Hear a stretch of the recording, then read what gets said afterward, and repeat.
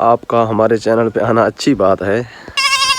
आज से माशाल्लाह देखें कैसे खिदमत कर रहे हैं जानवरों की, माल की। ये खिदमत के साथ होता है भाईजान।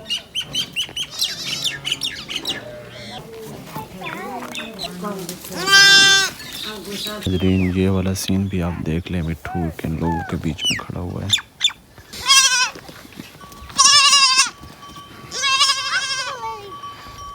आए हो मेरी जिंदगी में तुम खुआर बनकर।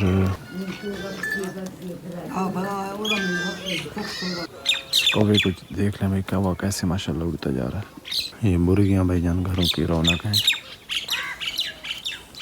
इधर बच्चे खेल रहे हैं माशाल्लाह और ये इधर से आवाज़ लगा